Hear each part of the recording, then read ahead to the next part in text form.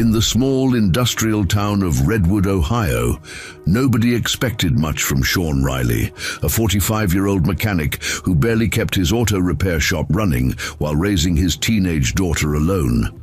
But when prestigious German engineers brought their revolutionary prototype engine to the local manufacturing plant and encountered a problem that stumped their most brilliant minds, wealthy plant owner Harrison Thornton made a public spectacle of ridiculing the idea that any grease-stained local mechanic could handle such sophisticated technology.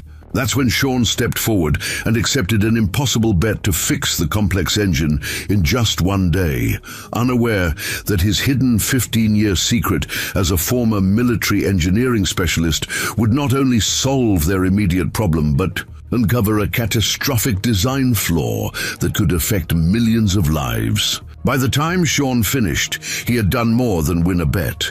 He had shocked an entire community into silence and forced them to confront everything they thought they knew about worth, respect, and the true meaning of expertise. Quick pause before we continue. Tell us, where in the world are you watching from? If you're enjoying these stories, make sure to hit subscribe because tomorrow's episode is absolutely mind-blowing. The morning sun cast long shadows across the cracked asphalt of Riley's auto repair, where Sean stood hunched over the open hood of a rusted pickup truck. His weathered hands moved with practiced precision, adjusting a carburetor that had seen better decades. The small garage smelled of motor oil, old coffee, and the faint metallic tang that never quite left his clothes no matter how many times they went through the wash. Sean's daughter Mia emerged from the small apartment above the shop, her backpack slung over one shoulder and her dark hair pulled back in a ponytail. At 16, she possessed a quiet intelligence that reminded Sean painfully of her mother, who had passed away when Mia was just 7 years old. "Dad, you're going to be late for breakfast again," she called out, checking her phone for the time. Sean glanced up from the engine, wiping his hands on a rag that had seen cleaner days. "Just finishing up Mrs. Patterson's truck. She needs it for work today." "You always say that about every car that comes in here." Mia walked closer, observing her. "Father's meticulous work. You know she can't pay you until next Friday, right?" "She's good for it," Sean replied, his voice carrying the weight of someone who had learned to be patient with people struggling to make ends meet. "Besides, she's got 3 kids to feed. Transportation isn't optional." Mia shook her head with the kind of exasperated affection that comes from watching a parent consistently put others before himself. "You're too soft, Dad. The Bills don't care about Mrs. Patterson's situation." Sean straightened up, feeling the familiar ache in his lower back that came from years of bending over engines. "Maybe not. But we're not in the business of making life harder for people who are already doing their best." The conversation was interrupted by the arrival of Sean's assistant, Alejandro Mendez, who pulled up on his motorcycle with his usual morning enthusiasm intact, despite the early hour. At 28, Alejandro possessed an infectious optimism that often served as a counterbalance to Sean's more reserved nature. "Morning, boss," Alejandro called out, removing his helmet and shaking out his thick black hair. "Morning, Mia. Ready for another day of making miracles happen with duct tape and determination. Don't forget the prayer," Sean added with a slight smile, the first genuine expression of humor he had shown that morning. Mia gathered her things, preparing to leave for school. "I'll catch the bus at Giuseppe's corner. Try not to work through lunch again, okay?" She kissed her father's forehead, leaving a small smudge where her lips had touched the grease on his skin. Sean watched her walk away, noting how she carried herself with the confident stride of someone who had learned early that the world wouldn't hand her anything for free. "She's got her mother's determination," Alejandro observed, following Sean's gaze. "And unfortunately my stubborn streak," Sean replied. "She's been talking about college applications again. Says she wants to study engineering. Smart girl. She gets that from both sides of the family." Sean returned his attention to the pickup truck, but his movements had become more deliberate, almost contemplative. College costs money we don't have, Alex. Even with scholarships, there are expenses, books, housing, meal plans, the kind of money that doesn't grow on trees behind auto repair shops. Alejandro began organizing the day's work orders, spreading them across the small desk in the corner of the garage. Business has been picking up lately. That's got to count for something. Picking up isn't the same as thriving, Sean said, closing the hood of the pickup with more force than necessary. We're treading water, not swimming to shore. The morning progressed with its usual rhythm of diagnostic work, phone calls from customers, and the steady background noise of tools against metal. Sean had always found comfort in the predictable nature of mechanical problems. Unlike people, engines followed logical patterns. When something broke, there was always a reason, and with enough patience and knowledge, there was always a solution. Around 10 o'clock, the relative quiet of the garage was broken by the rumble of heavy trucks passing by on their way to Thornton Manufacturing, the large industrial plant that dominated the eastern edge of Redwood. The plant had been the economic backbone of the town for over 30 years, providing employment for nearly half the local population, either directly or through support services. Lot more traffic than usual heading to Thornton's, Alejandro commented, looking up from the transmission he was rebuilding. Sean wiped his hands and walked to the garage's open bay door, watching the convoy of vehicles disappear around the bend. Heard Giuseppe talking yesterday about some kind of special project, foreign engineers or something like that. Must be important to bring in outside help.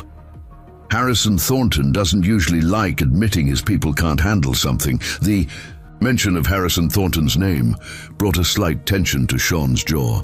The plant owner was well known throughout Redwood for his condescending attitude toward anyone who worked with their hands rather than pushing papers from behind a desk. Sean had encountered Thornton on several occasions, usually when the wealthy man's luxury vehicles needed service that his regular dealership couldn't provide quickly enough. Man thinks money makes him smarter than everyone else, Sean said, returning to his work on a brake system that needed complete replacement. Easy for him to think that when he inherited everything from his father, Alejandro replied. Never had to build something from nothing.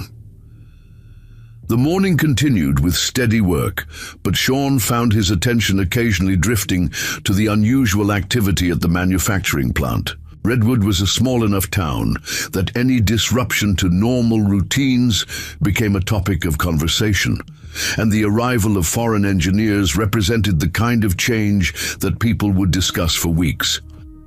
Just before noon, Giuseppe Lombardi appeared in the garage doorway, carrying a paper bag that undoubtedly contained lunch from his diner. At 48, Giuseppe had the robust build of someone who believed deeply in the food he served, and his presence always brought with it the aroma of fresh bread and simmering sauces. "Brought you guys some real food," Giuseppe announced, setting the bag on Sean's workbench. Can't have the town's best mechanic wasting away on vending machine coffee and determination. "You don't have to keep feeding us, Giuseppe," Sean protested, though his stomach betrayed him with an audible rumble. "My wife would disown me if I let good people go hungry when I can do something about it." Giuseppe's voice carried the warm authority of someone who had appointed himself the unofficial caretaker of half the town. "Besides, I need to talk to you about something." Sean and Alejandro gathered around the workbench as Giuseppe unpacked sandwiches, soup, and coffee that was significantly better than anything they could have made themselves. "You hear about what's happening over at Thornton's?" Giuseppe asked, settling into the conversation with the air of someone who had been waiting all morning to share important news. "Saw the trucks heading that way," Sean replied between bites of what might have been the best sandwich he had eaten all week. "German engineering team," Giuseppe explained, clearly pleased to be the bearer of inside information. Brought some kind of prototype engine for testing. Word is, it's supposed to revolutionize manufacturing or something like that. Alejandro looked up with interest. What kind of engine? That's where it gets interesting, Giuseppe continued, lowering his voice despite the fact that they were alone in the garage. My cousin Maria works in the office over there, says the Germans have been working on this thing for 3 days straight, and they can't get it to run properly. Sean felt a familiar stirring of curiosity, the same feeling that had drawn him to mechanical puzzles since childhood. What's the problem? Nobody knows for sure, but Maria says they've had teams of engineers looking at it around the clock. Thornton's getting more frustrated by the hour because he's got company executives flying in next week to see a demonstration. The implications weren't lost on Sean. Thornton Manufacturing's reputation, and by extension the economic stability of Redwood, depended heavily on maintaining relationships with major industrial clients. A failed demonstration could have consequences that rippled through the entire community. Sounds like they need to swallow their pride and bring in some fresh eyes, Alejandro suggested.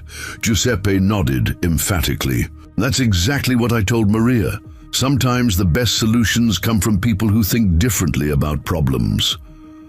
Sean finished his sandwich in thoughtful silence. Throughout his career as a mechanic, he had encountered countless situations where expensive specialists had overlooked simple solutions. Pride and assumptions often created blind spots that prevented people from seeing what was right in front of them.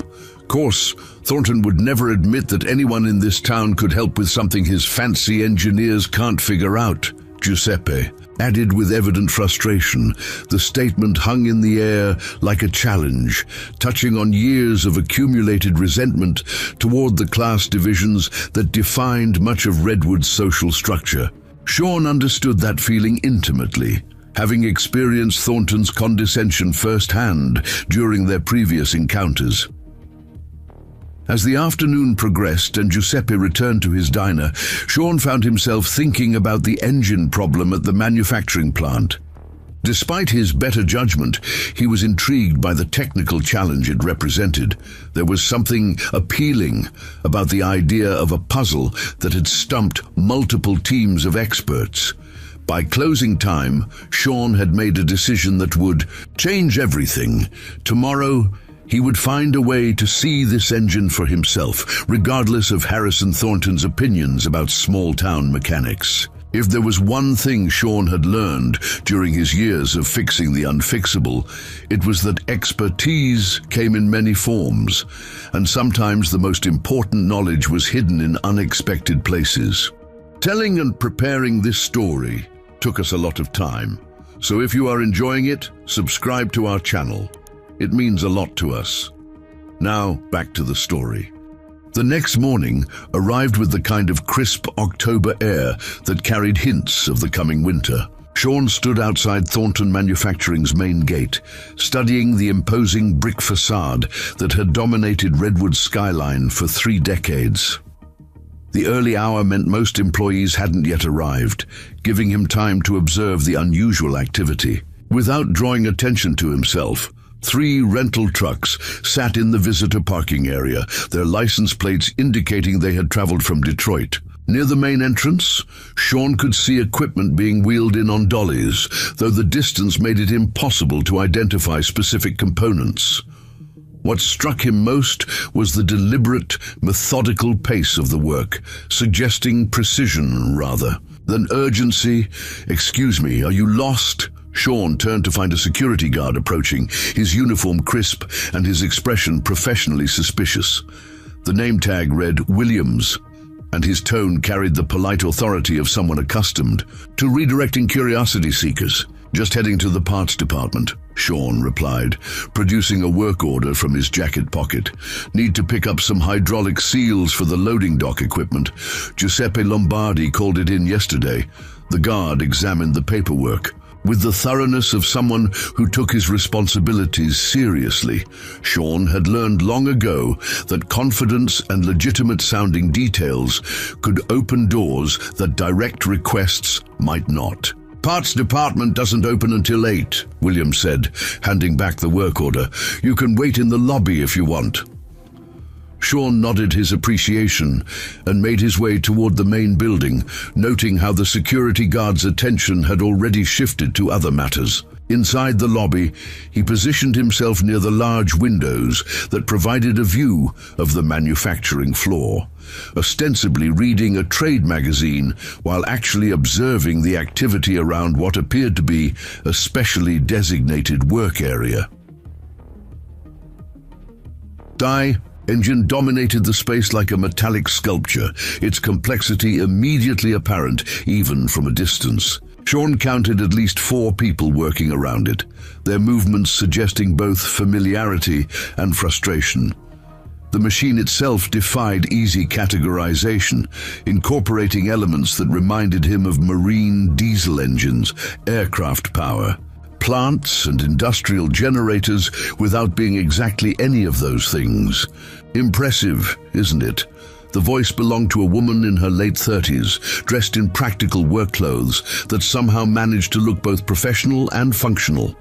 Her accent carried European inflections, and her direct gaze suggested someone accustomed to being the smartest person in most rooms. Dr. Valentina Rossi, she said, extending her hand. I noticed you studying our project with considerable interest. Sean introduced himself, surprised by the firmness of her handshake and the calluses that indicated hands-on work rather than purely theoretical knowledge. Sean Riley. I run the auto repair shop downtown, just waiting for the parts department to open. Auto repair, Dr. Rossi repeated thoughtfully. You work on engines every day then. What's your assessment of our machine? The question caught Sean off guard, both for its directness and the genuine curiosity behind it. Most engineers he had encountered maintained careful boundaries between their expertise and the practical knowledge of mechanics. Hard to say from here, Sean replied carefully. But the exhaust configuration suggests you're dealing with combustion, efficiency issues. The way your team keeps returning to the same components tells me you've ruled out the obvious problems. Dr. Rossi's eyebrows rose slightly. That's remarkably perceptive for someone observing from across a lobby. Would you like a closer look? Before Sean could respond, the conversation was interrupted by the arrival of Harrison Thornton, whose expensive suit and purposeful stride announced his presence before he spoke. At 55, Thornton carried himself with the confidence of someone who had never experienced significant professional failure. Dr. Rossi, I trust you have good news about resolving our technical difficulties, Thornton said, his tone suggesting that anything other than complete success would be personally disappointing. We're making progress, Mr. Thornton, Dr. Rossi replied diplomatically. I was just discussing some observations with Mr. Riley here. Thornton's gaze shifted to Sean with the kind of dismissive evaluation reserved for people he considered beneath notice. I'm sure Mr. Riley has many opinions about engines, but this isn't exactly carburetor repair work. The condescension in Thornton's voice was unmistakable, carrying years of accumulated assumptions about the intelligence and capabilities of working-class people. Sean felt the familiar tightness in his chest that came with being publicly diminished, but kept his expression neutral. Actually, Dr. Rossi interjected, Mr. Riley made some interesting observations about our combustion efficiency challenges. Sometimes fresh perspectives can illuminate problems that familiarity obscures. Thornton's laugh held no warmth. Dr. Rossi, I appreciate your diplomatic nature, but let's be realistic.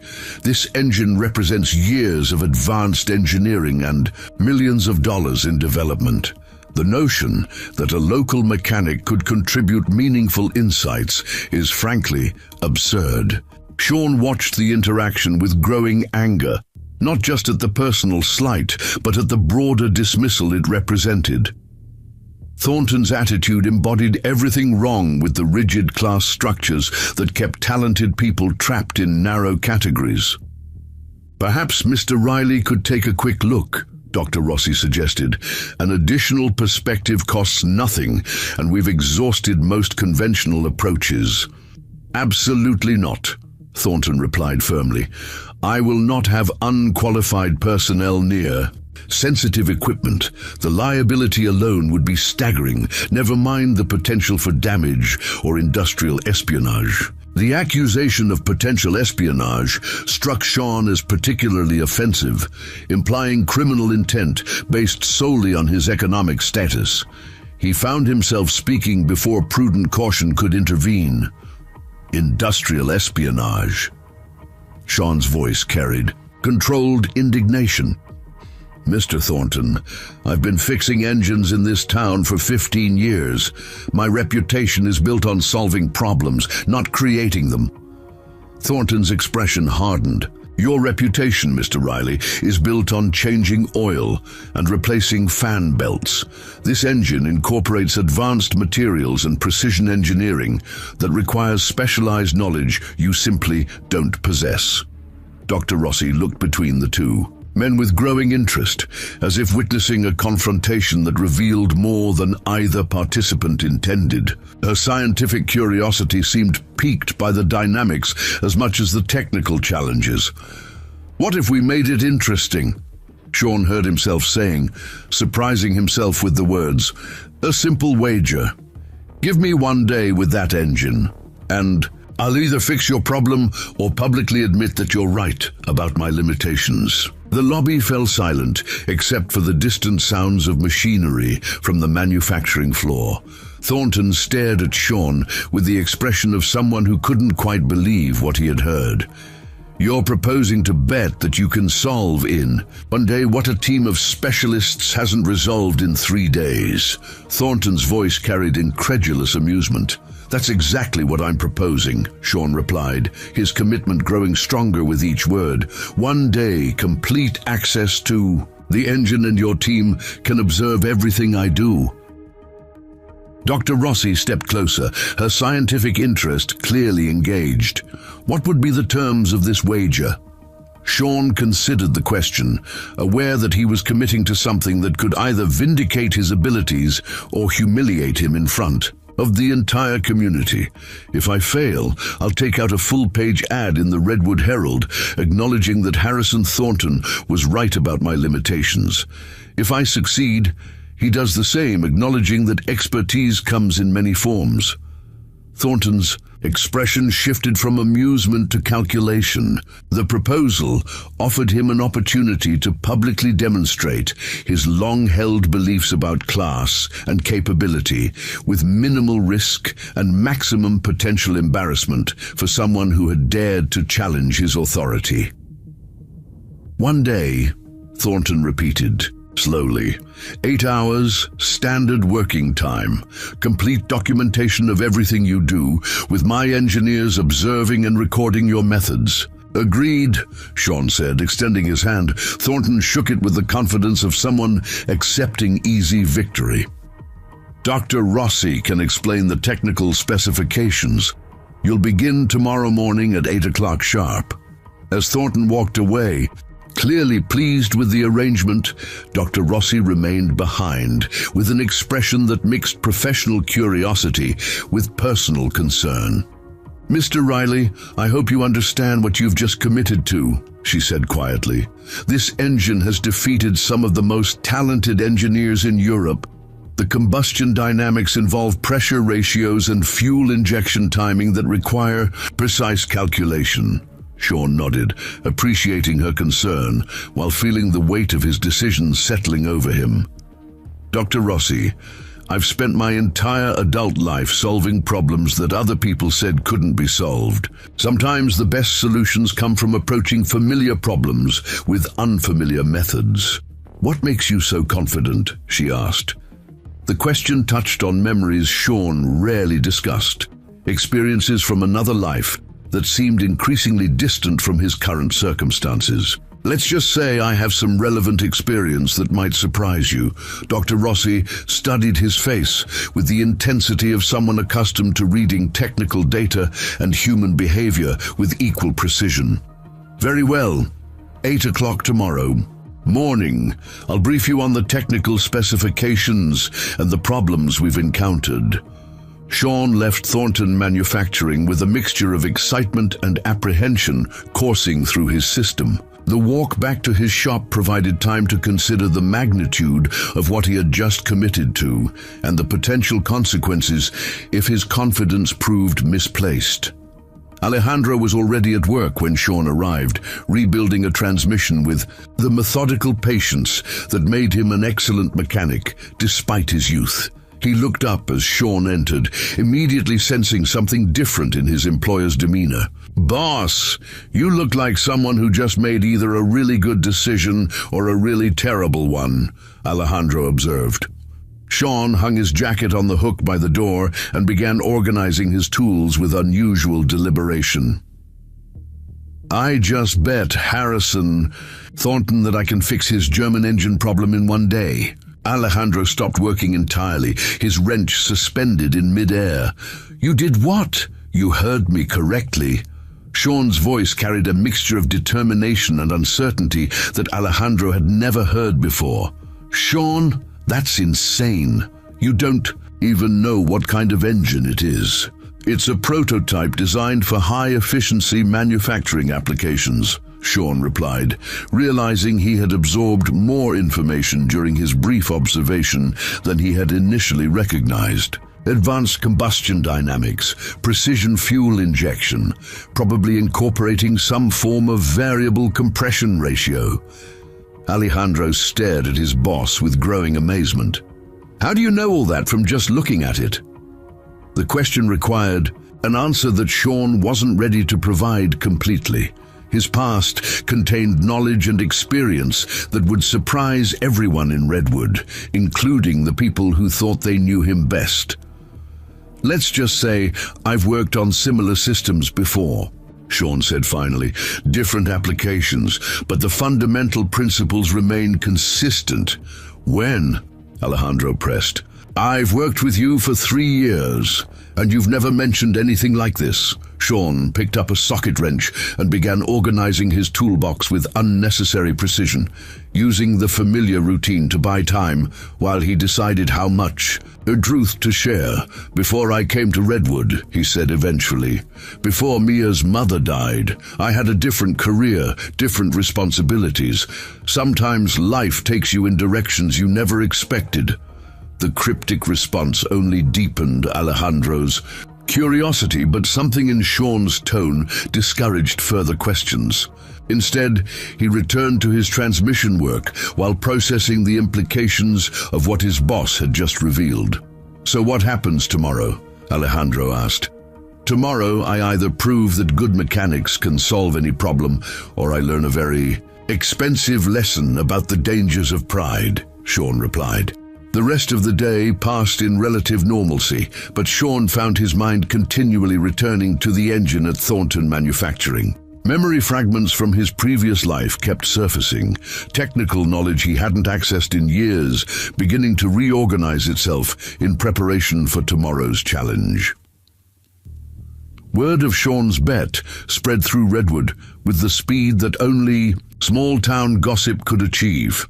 By late afternoon, Giuseppe's diner had become an unofficial headquarters for speculation, debate, and worried discussion about what many viewed as either supreme confidence or complete recklessness. Ruby McKenna sat at her usual corner booth, nursing her third cup of coffee while holding court with anyone willing to listen. At 67, she possessed the authority of someone who had witnessed enough life to offer opinions on virtually any subject. "That boy's lost his mind," Ruby declared to the assembled crowd. "Harrison Thornton's been waiting 15 years for a chance to humiliate someone like Sean. Now he's gone and handed it to him on a silver platter." Giuseppe moved between tables, refilling coffee cups and moderating conversations with the diplomatic skill of someone who had learned that successful restaurant ownership required equal parts cooking ability and community psychology. "Maybe Sean knows something we don't," suggested Frank Morrison, the barber whose shop sat 2 doors down from the diner. "Man's been fixing impossible problems for years." Remember when the fire department's ladder truck broke down during the Miller farm? Fire? That was different, Ruby countered. That was an emergency, and it was equipment he understood.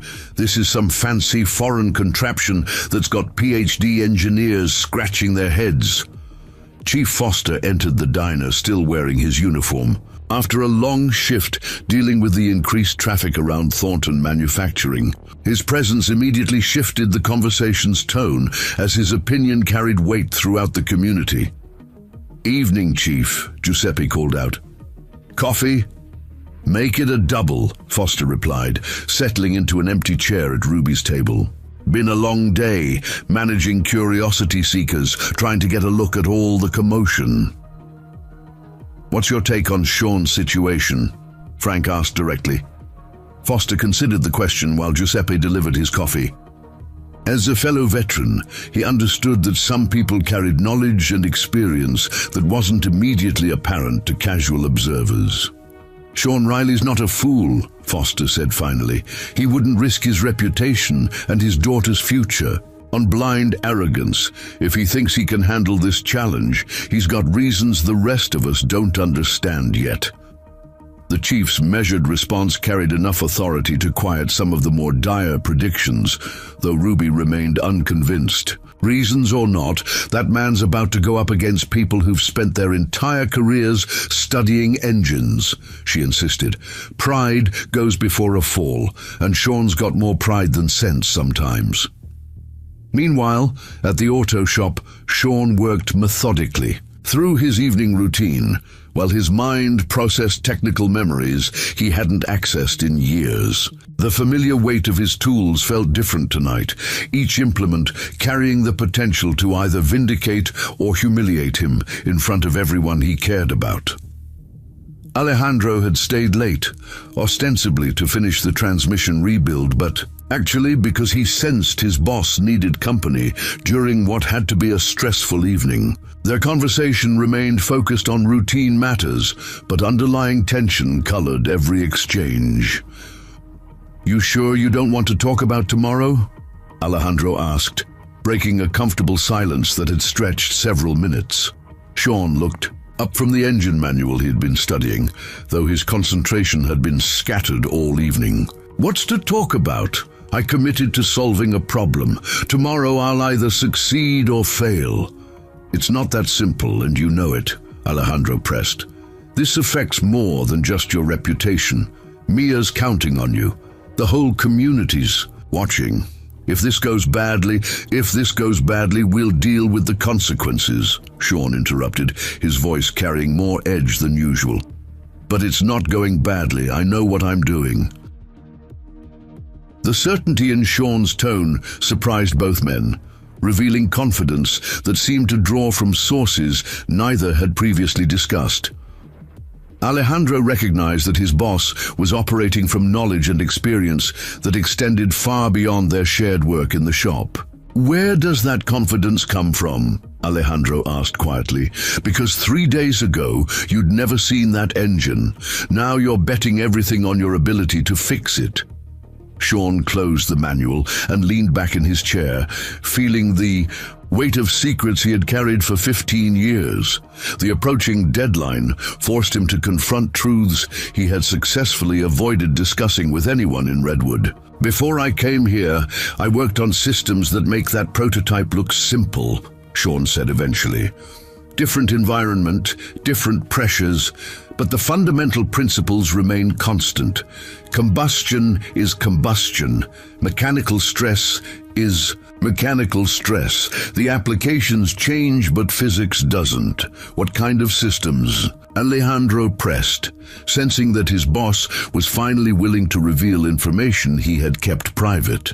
Sean stood and walked to the window overlooking Main Street, watching the evening light fade across buildings that had become home despite his never intending to stay in Redwood permanently. "Military applications," Sean said finally. "Engines for equipment that had to work perfectly under conditions where failure meant people died. No room for error, no second chances, no excuses." The revelation recontextualized everything Alejandro thought he knew about his boss. Sean's methodical approach to problem-solving, his ability to diagnose complex issues quickly, his calm under pressure, suddenly made sense within a different framework. "How long?" Alejandro asked. 12 years active duty, specialized in power, plant design and battlefield repair. By the time I left, I was designing propulsion systems for equipment I can't discuss and probably shouldn't remember. "Why did you leave?" Sean's expression darkened, touching on memories that still carried emotional weight despite the passage of time. "Personal reasons, family tragedy. Sometimes life forces you to choose between career and conscience." Before Alejandro could ask follow-up questions, the shop door opened to admit Mia, who had finished her homework and come downstairs to check on her father's preparations for tomorrow's challenge. "Dad, there are people gathered outside Giuseppe's, talking about you," she announced, settling into the chair Alejandro had vacated. "Mrs. McKenna thinks you've lost your mind." Sean smiled despite his tension, appreciating his daughter's direct approach to difficult subjects. "Mrs. McKenna thinks everyone under 70 has lost their mind. What do you think?" Mia studied her father's face with the intensity she brought to complex mathematics problems, looking for clues about his emotional state and level of preparation. "I think you wouldn't risk our future on something you weren't confident about," she said finally, "but I also think you're not telling me everything about why you're so confident." The observation demonstrated the perceptiveness that made Mia an exceptional student and occasionally uncomfortable daughter. Sean had always known she would eventually begin asking questions about his past that required more complete answers than he had been prepared to provide. "What if I told you that fixing engines used to be my specialty before you were born?" Sean asked carefully. "I'd ask what kind of engines and why you never mentioned it before and what happened to make you stop." Mia replied without hesitation. Sean exchanged glances with Alejandro, recognizing that his daughter deserved honest answers about the choices that had shaped their lives. "I used to design and repair propulsion systems for military equipment," Sean explained. "Sophisticated machines that required perfect performance under extreme conditions. Your mother's illness forced me to choose between that career and being present for our family." Mia absorbed this information with the careful consideration she applied to all new data, processing implications and connections with mathematical precision. "So tomorrow isn't really about proving anything to Harrison Thornton," she concluded. "It's about proving something to yourself." The insight struck closer to truth than Sean had been willing to acknowledge, even privately. Tomorrow's challenge represented more than a simple bet or community confrontation. It offered an opportunity to reconnect with abilities and knowledge he had deliberately set aside for 15 years. "Maybe," Sean admitted, "but it's also about proving that expertise comes in many forms and that respect should be based on capability rather than assumptions."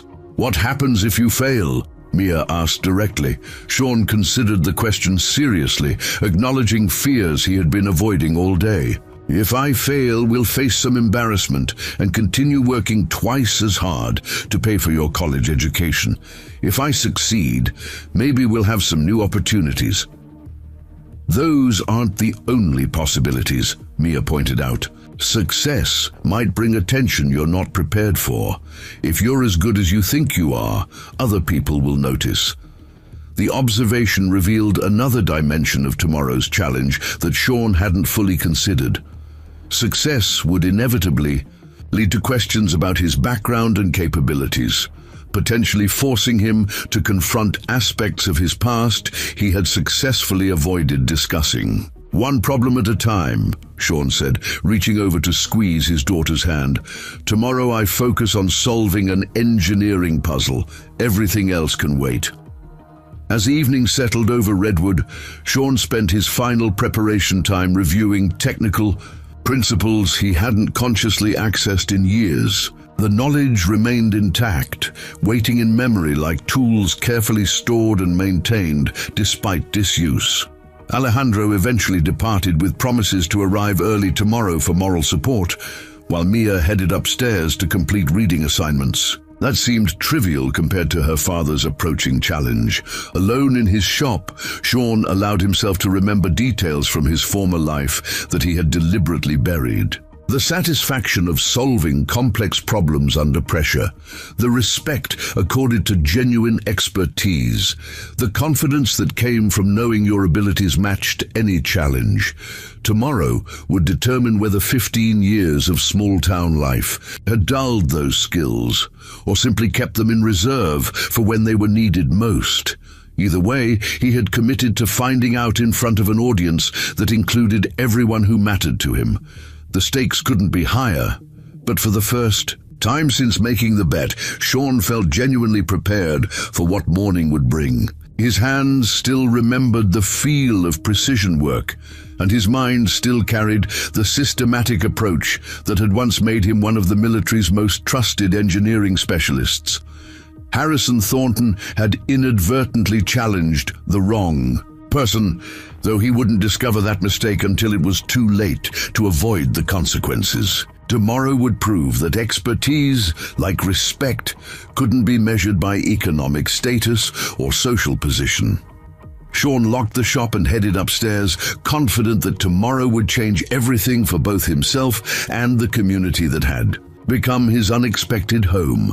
Dawn broke grey and cold over Redwood, with frost covering the windshields of cars parked along Main Street. Sean arrived at his shop before sunrise, moving through his morning routine with the deliberate calm of someone who had learned to manage pre-mission nerves through established rituals.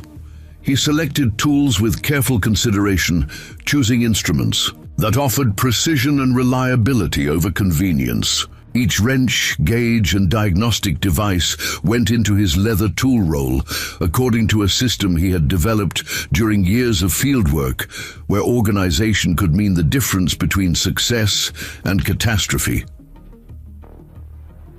Alejandro appeared at 7:15, carrying coffee and wearing an expression that mixed excitement with apprehension. "Brought breakfast," he announced, producing pastries from Giuseppe's along with the coffee. "Figured you might not have much appetite, but you need fuel." Sean accepted the coffee gratefully, though food held little appeal despite his empty stomach.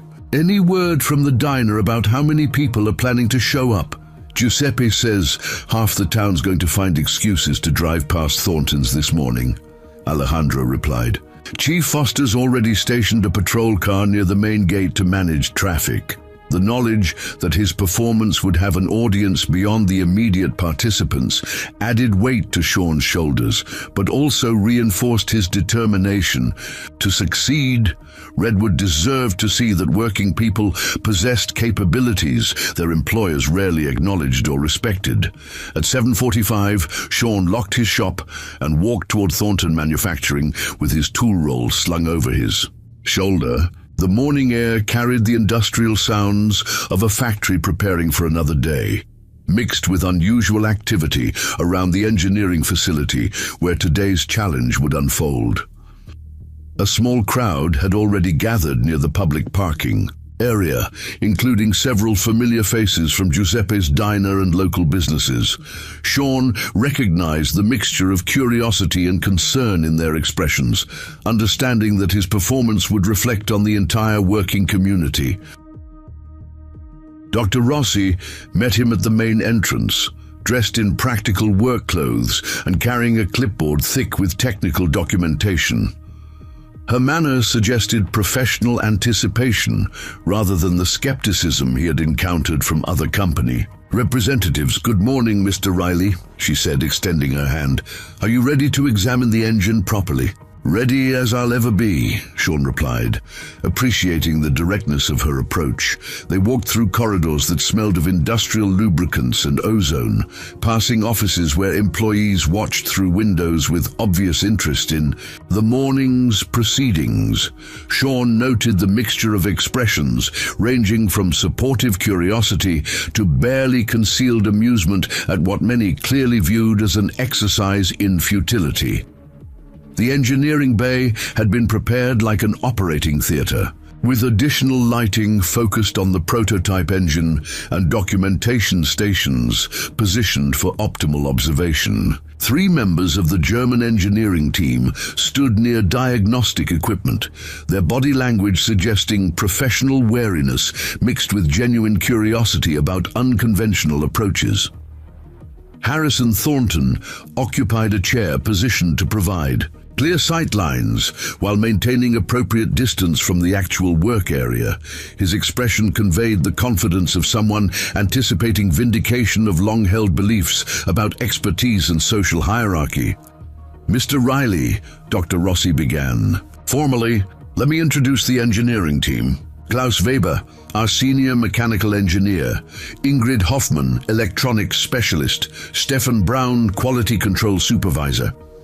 Each German engineer shook Sean's hand with professional courtesy, though their reserved manner indicated skepticism about his ability to contribute meaningful solutions. Klaus Weber's grip lingered slightly longer, suggesting evaluation of Sean's physical condition and manual dexterity. "Dr. Rossi briefed us on your background," Weber said in careful English. "Auto repair, yes? This engine incorporates systems that may be unfamiliar to automotive applications." Sean nodded acknowledgement while studying the machine that dominated the workspace. Up close, its complexity became even more apparent, incorporating elements from multiple engineering disciplines in ways that suggested innovative approaches to familiar problems.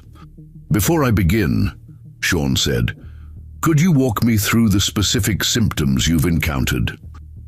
Dr. Rossi consulted her clipboard, organizing information that represented 3 days of systematic troubleshooting. "The engine starts normally and runs smoothly at idle speeds. However, under load conditions, we experience severe vibration followed by automatic shutdown. Our diagnostics indicate pressure anomalies in the combustion chambers, but we haven't identified the root cause."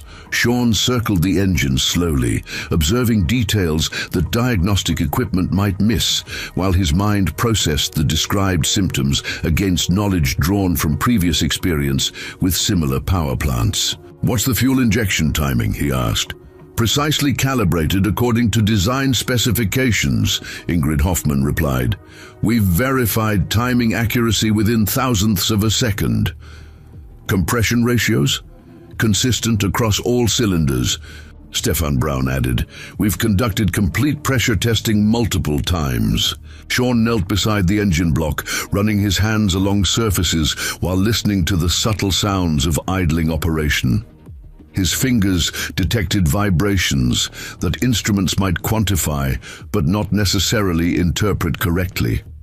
"Dr. Rossi, could you bring the engine up to approximately 60% load capacity?" Sean requested.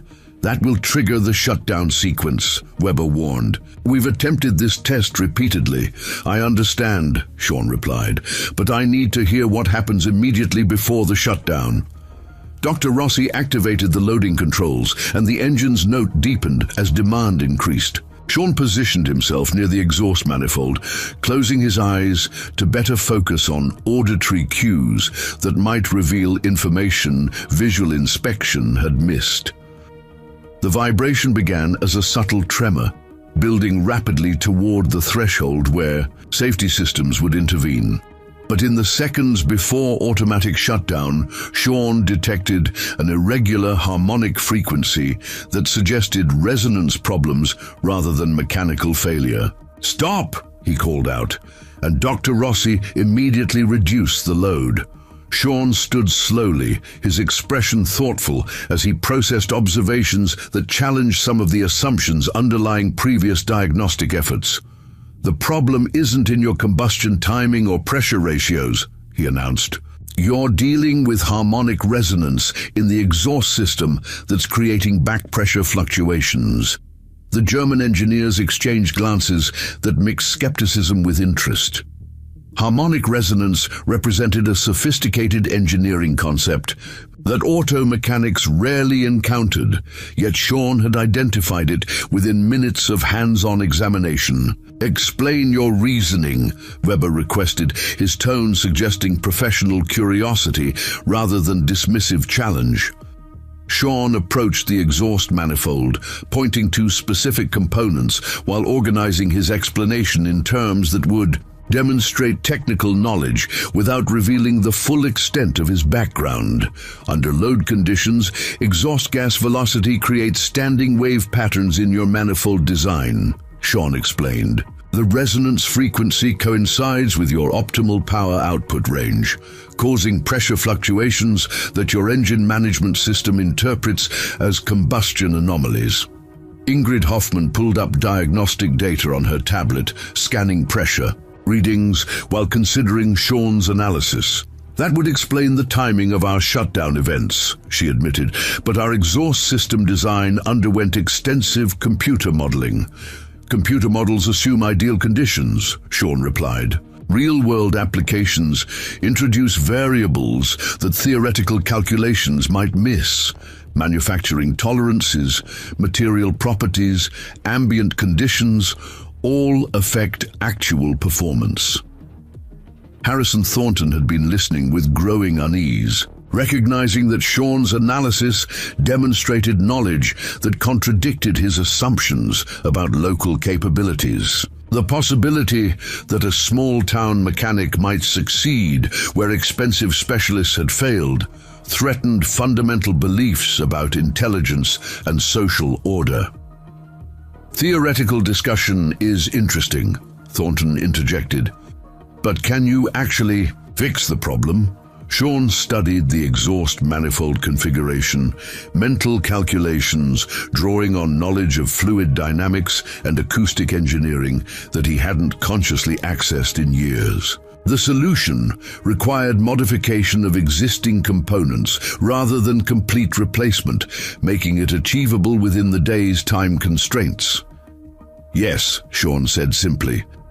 "But I'll need to modify your exhaust gas flow patterns. That means cutting and welding work on the manifold assembly." Dr. Rossi looked toward Thornton for authorization, understanding that permanent modifications to prototype equipment required approval from the project's financial sponsors. "This is exactly what I expected," Thornton declared. "Destructive modifications, based on hunches rather than systematic analysis. Dr. Rossi, I cannot authorize damage to equipment worth more than this man's annual income." The statement hung in the air like a challenge, forcing everyone present to confront the underlying assumptions about risk, expertise, and trust that defined the entire situation. Sean felt the familiar anger that came with being dismissed based on economic status rather than demonstrated knowledge, but channeled that energy into professional determination rather than emotional reaction. "Mr. Thornton," Sean said calmly, "I'm not proposing to damage anything.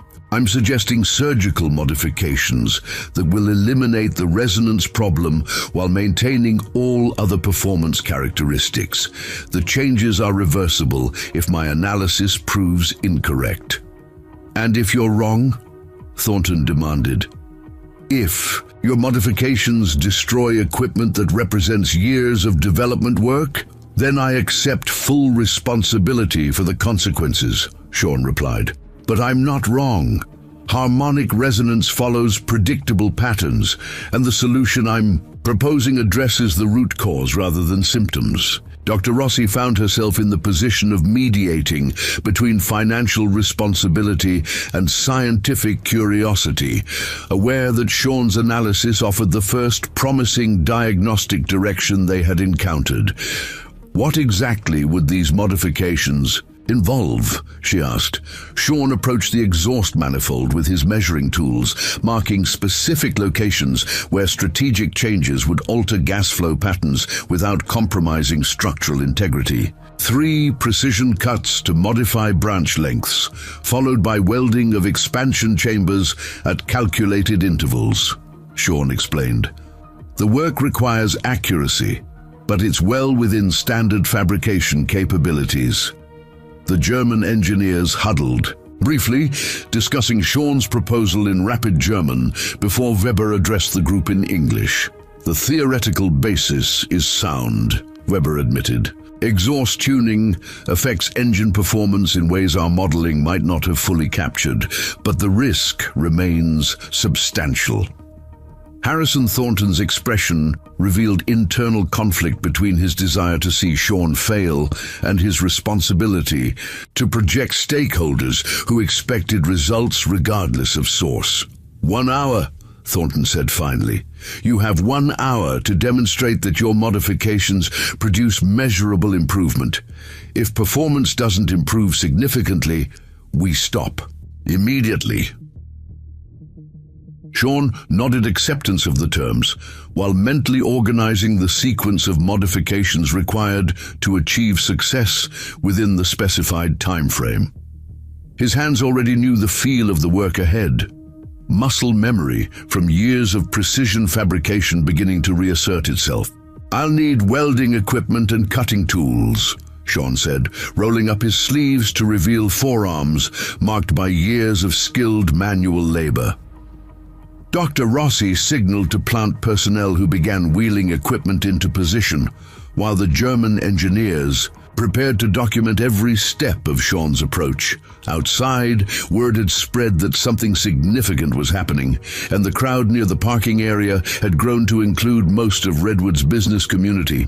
Success or failure would ripple through every conversation in town for months to come.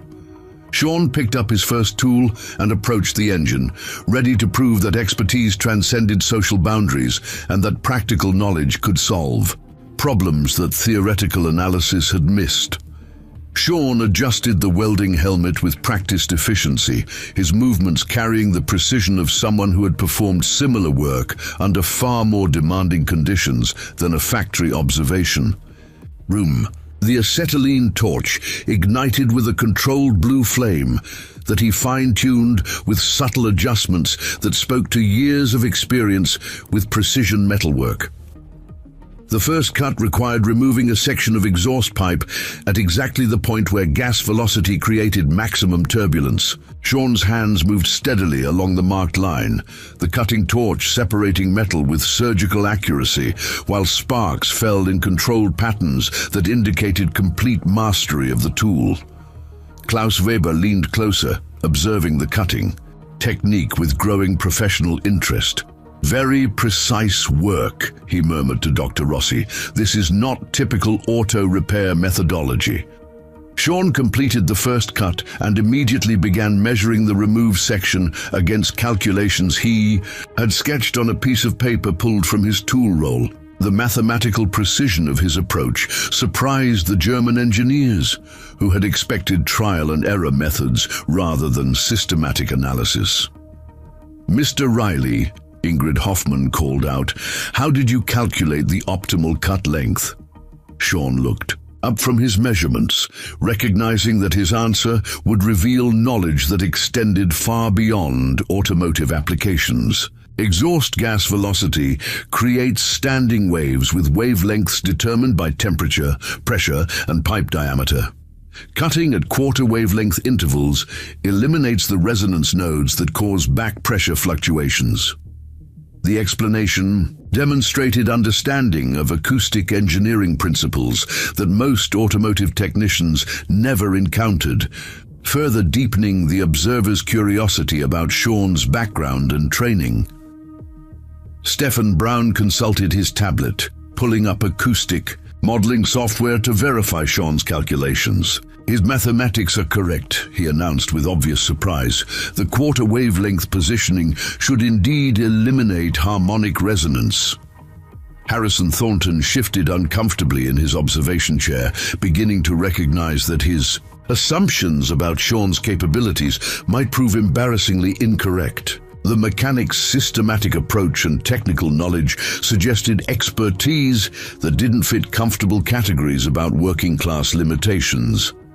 Sean began fabricating the first expansion chamber, bending metal with tools that seemed to respond to his intentions rather than requiring conscious guidance. His movements demonstrated the muscle memory that came from years of precision work, each operation flowing seamlessly into the next without wasted motion or hesitation.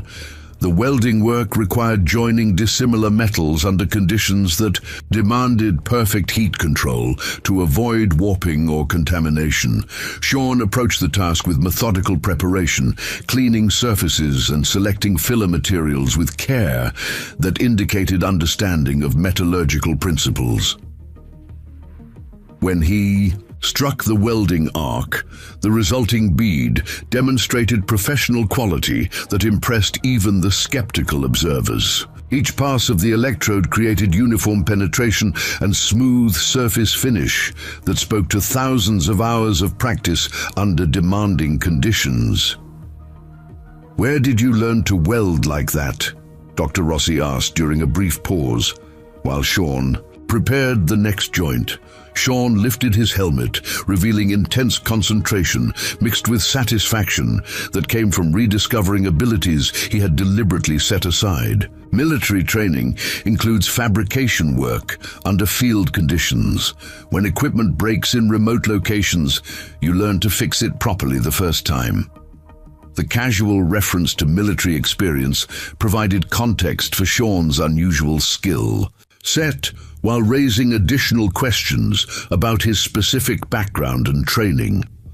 Klaus Weber exchanged meaningful glances with his colleagues, recognizing that they were witnessing capabilities that transcended typical civilian automotive experience. Outside the engineering bay, word had reached the gathering crowd that something extraordinary was happening inside the plant. Giuseppe Lombardi had stationed himself near the main entrance, collecting updates from plant employees and relaying information to the growing assembly of townspeople. "Maria just came out for a smoke break," Giuseppe reported to Chief Foster. "Says the German engineers are looking amazed at Sean's work. Never seen anything like his welding technique, apparently." Ruby McKenna clutched her coffee cup with nervous energy, torn between hope for Sean's success and fear of disappointment that could affect the entire community. That boy better know what he's doing. Whole town's reputation riding on this now.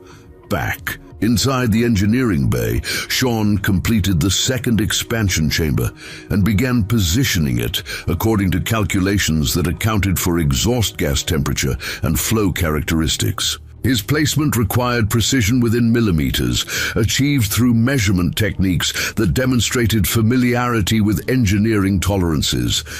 The German team had abandoned any pretense of casual observation, instead documenting Sean's every movement with the intensity of researchers studying an unexpected phenomenon. Their initial skepticism had evolved into professional fascination with methods that achieved results through approaches they hadn't considered. "Stefan, Klaus," Weber said quietly, "are you recording the acoustic calculations he's using?" "Every measurement," Stefan confirmed. "His methodology is completely sound, but the practical application suggests field experience we didn't anticipate."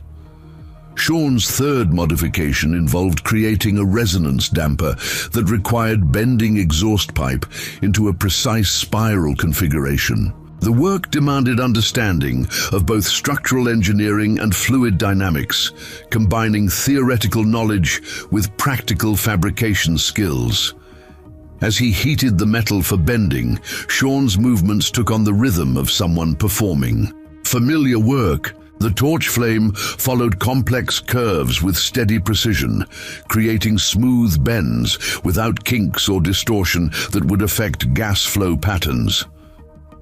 Ingrid Hoffman approached with her measuring instruments, checking Sean's work against the original design specifications. The modifications maintain all original connection points, she observed.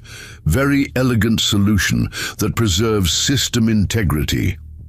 That was the point, Sean replied, beginning the final welding sequence. Fix the problem without creating new. The last welds required joining the modified exhaust system back to the original engine configuration, work that demanded perfect alignment to prevent stress concentrations that could cause future failures. Sean approached these critical joints with extra care, understanding that his reputation depended on both immediate performance and long-term reliability. Harrison Thornton checked his watch with obvious tension, aware that the agreed-upon hour was approaching while Sean continued working with unhurried precision. The plant owner found himself in the uncomfortable position of hoping for success that would validate someone he had publicly dismissed. 15 minutes remaining, Thornton announced, his voice carrying stress that indicated personal stakes. Beyond the immediate wager, Sean completed the final weld and began cleaning his work area with the systematic approach that had characterized the entire project. Each tool returned to its designated position, work surfaces cleared of debris, safety equipment properly stored according to protocols that suggested institutional training. Dr. Rossi examined the completed modifications with growing excitement, recognizing that Sean had addressed the harmonic resonance problem through elegant engineering rather than brute force solutions. The theoretical basis is excellent, but now we need to test actual performance. The engine sat quietly in its test frame, external appearance unchanged except for the subtle modifications to the exhaust system. The real test would come when load conditions recreated the failure modes that had frustrated 3 days of previous attempts. Klaus Weber approached the control station, while his colleagues positioned diagnostic equipment to monitor performance parameters during the upcoming test. The tension in the room reflected recognition that success or failure would fundamentally alter perceptions about expertise and capability. Mr. Riley, Dr. Rossi said formally, are you ready to demonstrate your modifications? Sean nodded, removing his work gloves and stepping back from the engine with the confidence of someone who had solved the problem correctly. The harmonic resonance issue has been eliminated. Your engine should now operate smoothly under full load conditions. The assembled observers took positions around the test area, each person aware that the next few minutes would determine whether Sean's reputation would be enhanced or destroyed. The German engineers prepared their instruments, while Harrison Thornton gripped his chair arms with white knuckles. Outside, Giuseppe had positioned himself where he could see through the engineering bay windows, ready to signal the waiting crowd about test results. The entire community seemed suspended in anticipation, understanding that Sean's success or failure would reflect on everyone who had ever been dismissed based on economic status rather than capability. Sean stepped back to a safe observation distance, his expression calm despite the enormous pressure riding on the engine's performance. Years of military experience had taught him to remain steady during moments when everything depended on technical competence and careful preparation. Bring her up slowly, Sean suggested to Dr. Rossi. Let the modifications prove themselves gradually. Dr. Rossi's hand moved toward the control panel, ready to test whether a small-town mechanic had succeeded where teams of specialists had failed. The silence in the engineering bay reflected the weight of expectations that extended far beyond simple mechanical performance.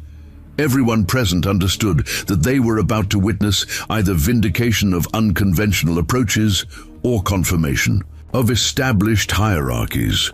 Sean had staked his reputation on knowledge and skills that challenged fundamental assumptions about intelligence, expertise, and social worth.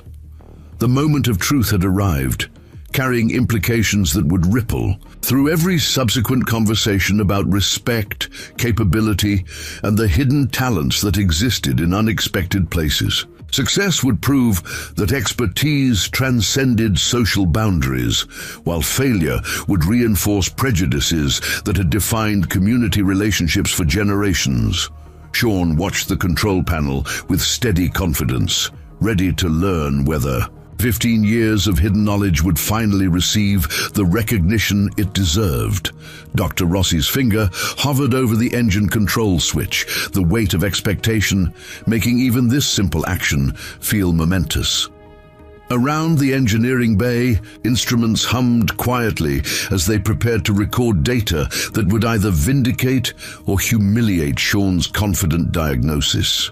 "Beginning load test sequence," Dr. Rossi announced, her voice carrying the formal tone of someone documenting a potentially historic moment. The engine responded smoothly as electronic systems gradually increased demand from idle to 20% load capacity. Previously, this transition had proceeded normally, with problems emerging only as stress levels approached the range where harmonic resonance had triggered automatic shutdowns.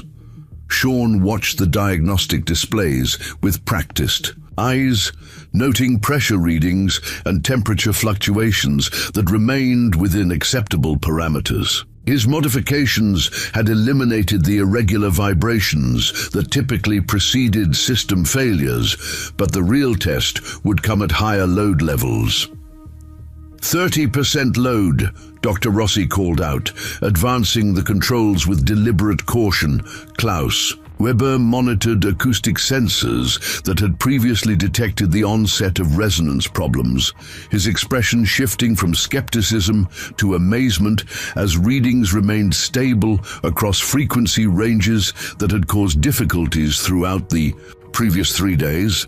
"Pressure variations are within design tolerances," Ingrid Hoffman reported, consulting digital readouts that showed none of the erratic fluctuations that had characterized earlier test attempts. "Exhaust back pressure is steady across all measurement points." Sean felt tension leaving his shoulders as the engine demonstrated smooth operation through load ranges that had previously triggered protective shutdowns. His analysis had been correct, and the modifications were performing exactly as calculated. 45% load, Dr. Rossi continued, her confidence growing with each successful increment. Stefan Braun leaned closer to his monitoring equipment, unable to believe the steady readings after days of watching the same systems fail repeatedly.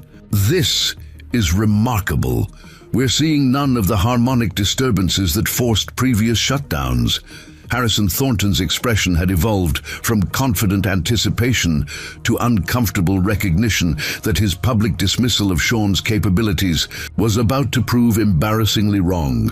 The plant owner found himself hoping for success that would benefit his project while simultaneously dreading the personal humiliation it represented. 60% load, Dr. Rossi announced, reaching the threshold where previous tests had invariably failed. The engine continued running smoothly, its deep rumble carrying none of the irregular harmonics that had characterized earlier problems. Sean's modifications had completely eliminated the resonance issues, allowing the prototype to demonstrate its intended performance characteristics. Outside the engineering bay, Giuseppe caught sight of the steady operation through the observation windows and immediately signaled to the waiting crowd. His enthusiastic gestures triggered excited conversation among the assembled townspeople, who understood that something significant was occurring even without detailed technical knowledge. 75% load, Dr. Rossi called out, her voice now carrying excitement rather than apprehension. The German engineering team exchanged amazed glances as their instruments continued showing perfect operation across all monitored parameters. Klaus Weber began documenting Sean's modifications with the intensity of someone recording a breakthrough that would require explanation to superiors. Incredible. Weber muttered in heavily accented English. 3 days we work on this problem, and he solves it in 1 hour with simple exhaust modifications.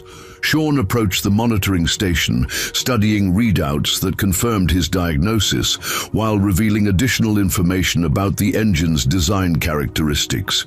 As he analyzed the data patterns, something caught his attention that went beyond the immediate resonance problem.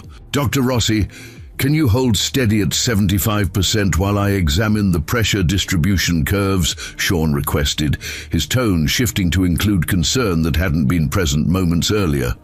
"Of course," Dr. Rossi replied, maintaining the load level, while Sean studied diagnostic displays with growing concentration. The successful resolution of the harmonic resonance issue had revealed underlying pressure patterns that previous failures had obscured. Sean's trained eye detected irregularities in the data that suggested problems far more serious than the exhaust tuning difficulties they had just solved. "There's something else," Sean said quietly, his voice carrying the gravity of someone who had discovered complications that extended beyond the immediate challenge. Klaus Weber looked up from his documentation, alerted by the change in Sean's demeanor. "What do you see?" Sean pointed to pressure readings that showed subtle but concerning variations in combustion chamber dynamics. The resonance problem was masking irregular pressure spikes in cylinders 3 and 6. "Now that we've eliminated the harmonic interference, I can see the real issue." Ingrid Hoffman joined them at the monitoring station, following Sean's finger as he traced pressure curves that revealed dangerous inconsistencies in engine performance. "Those variations are within acceptable tolerances," she protested. "For short-term testing, yes," Sean replied grimly. "But under sustained operation, those pressure differentials will cause catastrophic bearing failure within several hundred hours of use." The engineering bay fell silent as the implications of Sean's observation became clear. Success in solving the immediate problem had revealed a deeper flaw that threatened the entire project and potentially any equipment using similar design principles. Stefan Brown pulled up long-term reliability projections on his tablet, comparing Sean's observed pressure patterns against theoretical performance models. "If he's correct about bearing stress accumulation, we could face field failures that affect thousands of units." Dr. Rossi slowly reduced the engine load while processing the significance of Sean's discovery. What had begun as a simple bet about mechanical competence had evolved into identification of design flaws that could prevent widespread equipment failures. "How can you be certain about bearing failure patterns?" Klaus Weber asked, his tone reflecting professional respect mixed with curiosity about Sean's analytical capabilities. Sean's response required drawing on knowledge and experience that would fully reveal the extent of his background, forcing him to confront truths he had kept private for 15 years. "I've seen similar pressure patterns in military power plants," Sean said finally. "Engines that performed perfectly during testing, but failed catastrophically under sustained field conditions. The bearing stress accumulation follows predictable patterns once you know what to look for." Harrison Thornton leaned forward in his chair, beginning to understand that Sean's success had implications far beyond winning a simple wager. The discovery of serious design flaws would require extensive revision of development timelines and manufacturing plans. "Mr. Riley," Dr. Rossi said carefully, "are you suggesting that this entire engine design contains fundamental problems that our engineering analysis missed?" Sean studied the pressure data with the systematic approach that had characterized his entire performance, weighing the implications of complete honesty against the comfortable anonymity he had maintained for years. "I'm suggesting that your computer modeling didn't account for real-world operating conditions that cause bearing stress accumulation," Sean replied. "The design works perfectly under laboratory conditions, but will fail under sustained load cycles that field applications require." The German engineers huddled together, discussing Sean's analysis in rapid German while consulting technical documentation and performance projections. Their animated conversation suggested recognition that his observations addressed concerns they had encountered but not fully understood. Outside the engineering bay, the crowd had grown to include most of Redwood's business community, drawn by reports that something extraordinary was happening at the manufacturing plant. Giuseppe maintained his position near the observation windows, ready to relay developments. Into the eager assembly, engines running smooth as silk, Giuseppe reported to Ruby McKenna and Chief Foster. But looks like they're having some kind of serious discussion in there. Sean's pointing at computer screens and the German fellows are looking mighty concerned. Inside the bay, Klaus Weber returned from the engineering conference with an expression that mixed professional admiration with personal concern about project implications. "Your analysis is correct," Weber announced formally. "The bearing stress patterns you've identified match problems we encountered during extended testing in Germany, but we couldn't determine the root cause." Sean nodded gravely, understanding that his success in solving the immediate challenge had revealed responsibilities that extended far beyond winning a bet or proving personal capabilities. "How many units are planned for production?" Sean asked. "Initial manufacturing run calls for 5,000 units, Dr. Rossi replied. "But if field testing proves successful, we anticipate demand for hundreds of thousands of engines over the next decade." The numbers carried sobering implications about the scope of potential failures and the human consequences of releasing flawed equipment into widespread use. Sean found himself facing decisions about expertise and responsibility that he had successfully avoided for 15 years. "Dr. Rossi," Sean said formally, "I believe I can design modifications that will eliminate the bearing stress problems, but it will require complete revision of the combustion chamber geometry and fuel injection timing." Harrison Thornton stood abruptly, recognizing that Sean's discoveries had transformed a simple demonstration into a major engineering consultation that could affect millions of dollars in development costs and production schedules. "Mr. Riley," Thornton said slowly, "it appears that your expertise extends considerably beyond anything I had anticipated. Perhaps we should discuss compensation arrangements for additional consulting work." The offer represented complete reversal of Thornton's previous attitude, acknowledging that social prejudices had blinded him to capabilities that could prove invaluable to his company's success. Sean looked around the engineering bay, seeing respect in the faces of people who had initially dismissed him based on economic status rather than demonstrated knowledge. The moment represented vindication of everything he had sacrificed to maintain his principles and protect his family. "Mr. Thornton," Sean replied calmly, "we can discuss business arrangements after I've had time to consider what's best for my family and my community.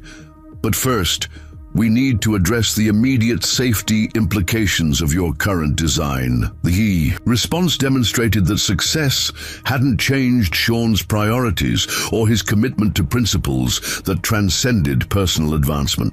His primary concern remained preventing failures that could affect innocent people rather than capitalizing on newfound recognition. Dr. Rossi began shutting down the test equipment while Klaus Weber prepared preliminary reports about Sean's discoveries for transmission to company headquarters in Germany. The day's events would require extensive explanation and complete revision of development timelines. Outside, Giuseppe finally signaled to the waiting crowd that the test had concluded successfully, triggering celebration among townspeople who understood that Sean's achievement reflected positively on the entire working community. But inside the engineering bay, Sean contemplated responsibilities that extended far beyond personal vindication or community pride. His expertise had uncovered problems that required solutions, and his conscience wouldn't allow him to walk away from consequences that could affect thousands of people. The engineering bay had transformed into an impromptu conference room as the implications of Sean's discoveries rippled through the assembled group. Klaus Weber finished a lengthy phone conversation with company headquarters in Germany, his expression grave as he relayed the scope of design revisions that would be required. München wants complete documentation of the bearing stress analysis. Weber announced to Dr. Rossi they're convening an emergency engineering review to assess the impact on the entire product line. Sean gathered his tools with methodical precision, understanding that his morning's work had evolved far beyond a simple wager into a situation with international consequences. The satisfaction of proving his capabilities was tempered by recognition. That expertise brought responsibilities he had spent 15 years trying to avoid. Harrison Thornton approached with the careful demeanor of someone attempting to salvage business relationships after publicly misjudging a crucial situation. Mr. Riley, I believe we need to discuss compensation for your consulting services. The value of your discoveries far exceeds anything a simple bet could address. Mr. Thornton, Sean replied, while securing his tool roll, before we discuss business arrangements, I need to understand exactly how many people could be affected if these design flaws aren't corrected. Dr. Rossi consulted her project documentation, calculating numbers that carried sobering implications about the scope of potential equipment failures. Beyond the immediate production run, licensing agreements cover manufacturing in 12 countries. Conservative estimates suggest 2 million engines over the next 5 years. The magnitude of potential consequences settled over Sean, like a weight he recognized from his military days, when technical decisions carried life or death implications for people depending on equipment performance under extreme conditions. Then, we have work to do, Sean said simply. But not today. I need time to consider how this affects my family and my commitments here in Redwood. Through the observation windows, Sean could see the crowd that had gathered to witness his confrontation with Harrison Thornton. Their faces showed excitement and pride that one of their own had succeeded against overwhelming skepticism, but they couldn't understand the complexity of obligations that success had created. Giuseppe caught sight of Sean through the glass and gestured enthusiastically toward the main entrance, clearly eager to escort the local hero to a celebration that would undoubtedly involve the entire downtown business community. Your town seems ready to welcome a conquering hero, Dr. Rossi observed, with a smile that mixed professional admiration with personal warmth. Sean looked toward the crowd with mixed emotions, appreciating their support while feeling the burden of expectations that extended beyond anything they could imagine. They deserve to celebrate. This community has supported me through difficult times, and they should share in whatever vindication today represents. Klaus Weber approached with a preliminary engineering report that would serve as the basis for international design revisions. Mr. Riley, would you be willing to review our documentation before we transmit to headquarters? Your insights could prevent months of additional development delays. The request represented acknowledgement that Sean's expertise was essential to resolving problems that traditional engineering approaches had missed, but it also meant accepting involvement in decisions that would affect millions of people worldwide. I'll review whatever you need, Sean agreed, but understand that my recommendations will prioritize safety over production schedules or profit margins. Harrison Thornton's expression revealed internal struggle between business pressures and newfound respect for someone he had previously dismissed. Mr. Riley, perhaps you could join us for lunch to discuss the scope of consulting arrangements that would be mutually beneficial. Before Sean could respond, the engineering bay door opened to admit Mia, who had apparently convinced security personnel to allow her access to the restricted area. Her presence immediately shifted Sean's focus from international business implications to family considerations that ultimately mattered most. "Dad," Mia said, approaching with excitement barely contained behind her usual composed demeanor. Giuseppe says you fixed their engine and impressed everyone. The whole town's talking about it. Sean embraced his daughter, feeling the simple pleasure of her pride in his accomplishment, while recognizing that today's events would fundamentally change their lives in ways neither had anticipated. It was more complicated than just fixing an engine, Sean explained. But yes, we solved their immediate problem and identified some others that need attention. Mia studied the assembled engineers and sophisticated equipment with the analytical curiosity that made her an exceptional student. These are the German specialists who couldn't figure out what you solved in one morning? Klaus Weber stepped forward with the courtesy that came from recognizing intelligence regardless of age. Your father demonstrated knowledge and analytical capabilities that impressed our entire team. We are honored to have worked with him. The formal acknowledgement from a senior European engineer clearly meant something to Mia, who had grown up watching her father's talents go unrecognized by people who judged capability based on economic status rather than demonstrated competence. Dad always said that good mechanics could fix anything if they understood the principles involved, Mia replied. Looks like he was right. Dr. Rossi joined the conversation with genuine interest in the family dynamics that had produced someone of Sean's exceptional capabilities. Your father mentioned that you're interested in studying engineering. Today's demonstration certainly provides excellent inspiration for that career path. Sean felt the familiar tightness in his chest that came with discussions about college, expenses that remained beyond their current financial reach. But today's events had potentially created opportunities that hadn't existed 24 hours earlier. Engineering school requires resources we're still working to accumulate, Sean said carefully, but today might have opened some doors that were previously closed. Harrison Thornton cleared his throat diplomatically, recognizing an opportunity to address both business needs and family considerations simultaneously. Mr. Riley, perhaps our consulting arrangement could include provisions for educational support. Companies often invest in developing expertise that serves long-term strategic interests.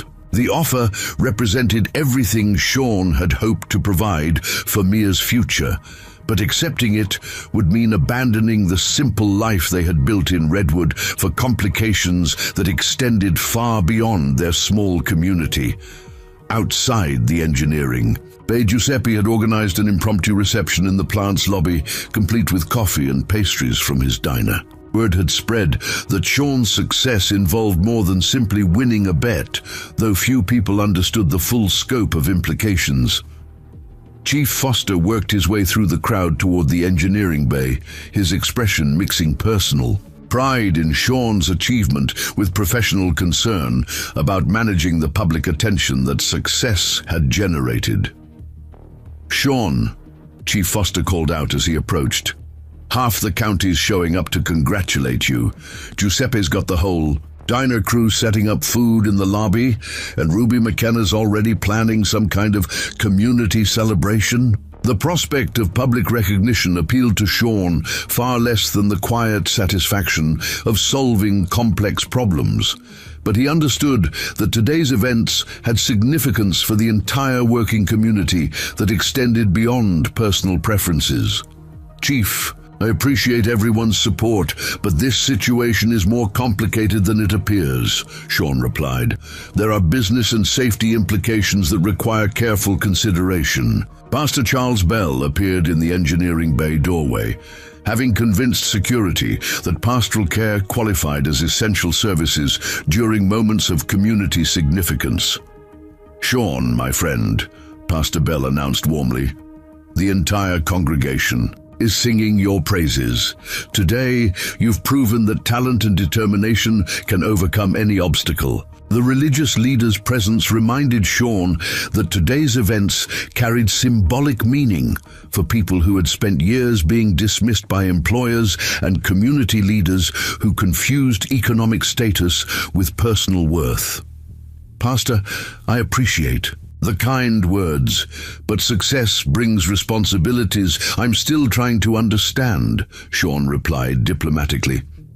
Klaus Weber had been monitoring the growing crowd through the observation windows with fascination that mixed professional interest with cultural curiosity about American community dynamics. Dr. Rossi, Weber said quietly, I have never witnessed such community investment in individual technical achievement. In Germany, engineering success is appreciated professionally, but this appears to have deeper social significance. Dr. Rossi nodded thoughtfully, recognizing that Sean's triumph represented vindication for everyone who had ever been underestimated based on circumstances beyond their control. Mr. Riley's success challenges assumptions about intelligence and capability that affect entire communities, she explained. Today proves that expertise exists in unexpected places, and that respect should be based on demonstrated knowledge rather than social position. Sean looked around the engineering bay, seeing faces that reflected newfound respect, mixed with excitement about possibilities that hadn't existed before this morning. The German engineers regarded him as a peer whose insights were essential to their project's success. Harrison Thornton offered business partnerships that could transform his family's future. His daughter beamed with pride that her father's abilities had finally received recognition they deserved.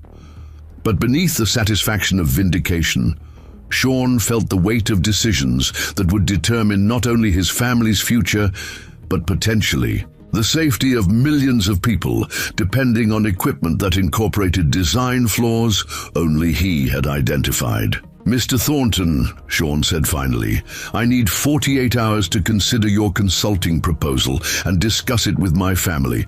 The technical problems we've identified are serious enough to require my complete attention, but I won't make commitments without understanding all the implications. The response demonstrated that success hadn't changed Sean's methodical approach to important decisions or his commitment to family considerations that transcended business opportunities. Of course, Thornton replied. Take whatever time you need. The technical documentation will be available whenever you're ready to review it. Dr. Rossi approached with project files that contained detailed engineering specifications requiring Sean's analysis to prevent potential equipment failures. Mr. Riley, these documents represent 3 years of development work. Your insights could save lives while advancing engineering knowledge that benefits everyone. Sean accepted the documentation with full understanding that reviewing it meant accepting responsibilities that would fundamentally change his life and potentially separate him from the simple existence he had built in Redwood. Outside, the celebration continued with enthusiasm that reflected years of accumulated frustration with social hierarchies that dismissed working people's capabilities. Today had proven that expertise transcended economic boundaries, and the community intended to savor that vindication, regardless of whatever complications might follow. Evening settled over Redwood with the kind of crisp October air that carried wood smoke from chimneys and the distant sounds of a community processing extraordinary events. Sean sat at his kitchen table, surrounded by technical documentation that represented 3 years of sophisticated engineering development, while Mia worked on calculus homework that seemed simple compared to the equations filling her father's borrowed materials. The thick folders contained detailed specifications, stress analysis reports, and manufacturing protocols written in the precise language of professional engineering. As Sean studied the documentation, patterns emerged that confirmed his worst fears about the scope of design problems affecting the entire engine family. Dad, You've been staring at those papers for 2 hours, Mia observed, looking up from her mathematics textbook. Want to talk about what you're seeing? Sean removed his reading glasses and rubbed his eyes, feeling the weight of knowledge that carried responsibilities extending far beyond their small apartment above the auto shop. The bearing stress problems are worse than I initially thought. This isn't just one design flaw, it's a systematic issue affecting multiple engine configurations. Mia moved to the chair beside her father, studying engineering drawings that displayed complexity she could appreciate even without technical training. How many different engines use these flawed designs? According to this documentation, at least 12 variants for different applications, Sean replied grimly. Marine propulsion, industrial generators, construction equipment, agricultural machinery. If they proceed with current manufacturing plans, we're looking at widespread field failures within 2 to 3 years. The implications settled between them like an unwelcome guest, transforming what had begun as personal vindication into a moral obligation that neither could ignore. Sean's military background had instilled values about protecting innocent people from preventable disasters, while Mia's analytical mind immediately grasped the human consequences of remaining silent. A knock at the apartment door interrupted their conversation, followed by Alejandro's familiar voice announcing his arrival with dinner from Giuseppe's diner. The young mechanic had spent the afternoon managing curious visitors to the auto shop, while processing the revelation that his boss possessed expertise far beyond anything he had suspected. Brought food, Alejandro announced as Mia opened the door, and about 50 congratulations from people who stopped by the shop today. Giuseppe says the whole county's talking about how you made those German engineers look foolish. Sean accepted the meal gratefully, while recognizing that public perception of today's events focused on personal triumph rather than the technical complexities that actually mattered. Alex, this situation is more complicated than people understand. What I discovered today has implications that extend far beyond winning a bet. Alejandro settled into the remaining chair, studying the technical documents with growing understanding of their significance. These are the engine plans you're supposed to review, design specifications for an entire product line that contains potentially fatal flaws, Sean confirmed. The bearing stress problems will cause catastrophic failures under sustained operation, potentially affecting millions of units worldwide.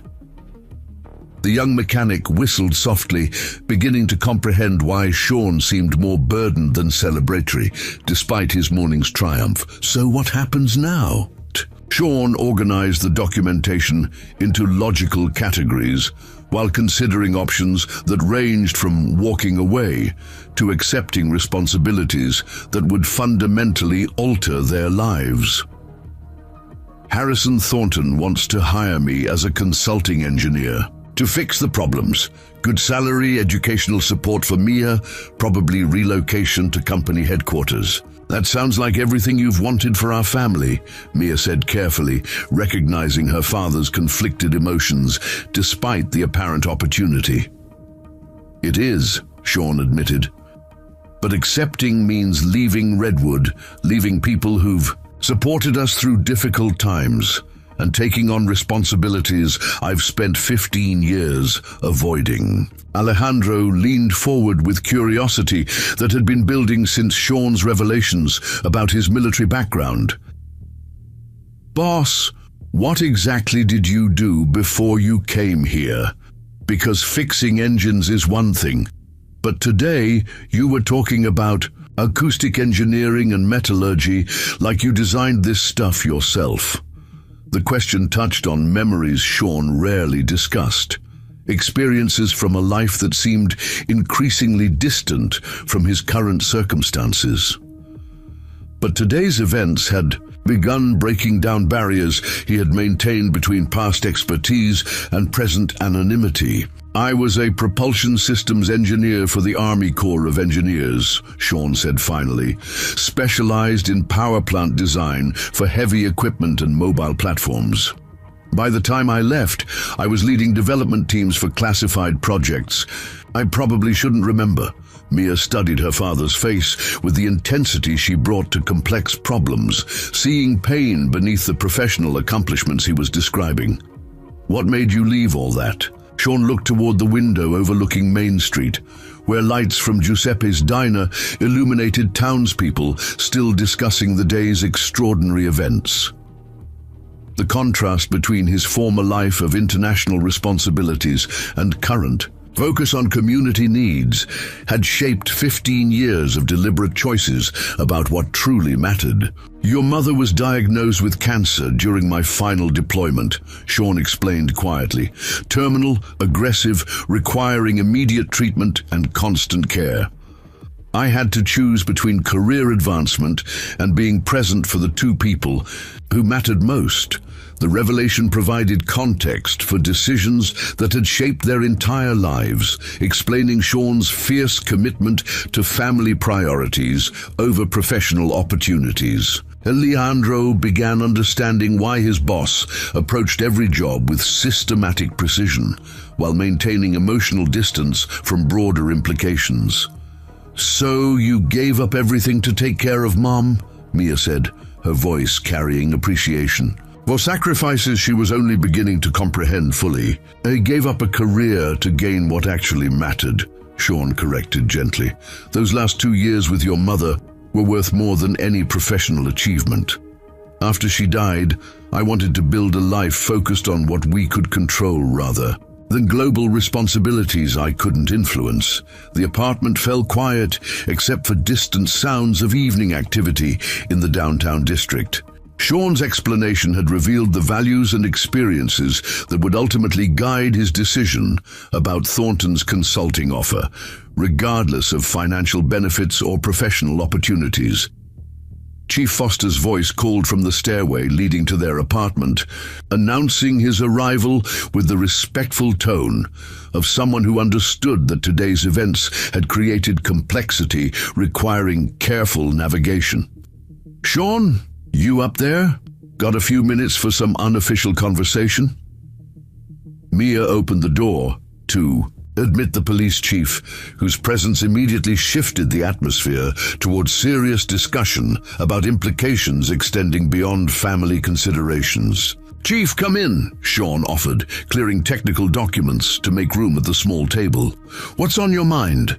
Foster accepted coffee while organizing thoughts about community dynamics and individual responsibilities that sometimes conflicted with personal preferences. Spent the afternoon managing traffic around the plant and answering questions from reporters who got wind of something significant happening, Foster began. Words spreading beyond Redwood about what you accomplished.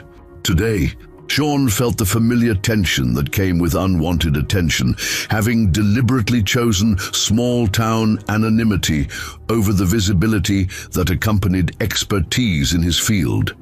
"Chief, I was hoping this would remain local news rather than attracting outside interest." "Too late for that," Foster replied pragmatically. "Giuseppe's been telling everyone within 50 miles about how you showed up those fancy engineers. Stories already reached Columbus, and I expect we'll see some real reporters tomorrow." The prospect of media attention carrying implications about privacy and family security that Sean had hoped to avoid.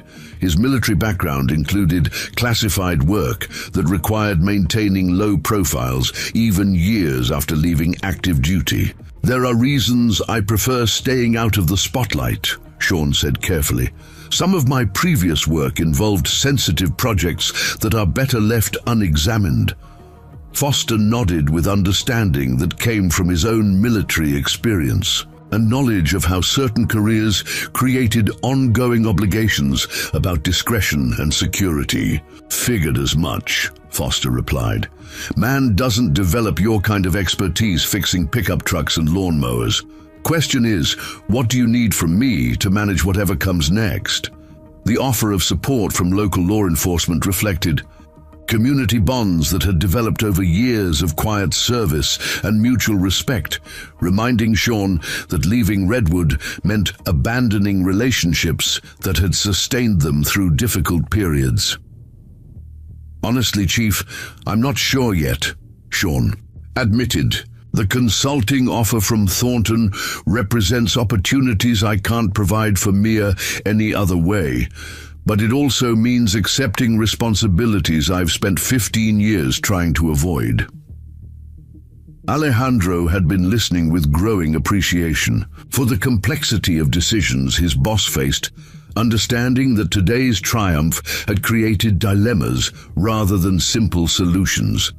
"Boss, whatever you decide, you've got people here who support you," Alejandro said firmly. "This community's benefited from your skills for years, even if we didn't understand their full scope. You don't owe anyone explanations about choices that affect your family's future." Mia looked between the assembled men, recognizing that her father's decision would determine not only their economic circumstances, but also the kind of life they would build together. "Dad, I know how much you've sacrificed for my future," she said thoughtfully, "but I also know that you've been happiest when you're solving problems that help people. Maybe this consulting work is a chance to do both."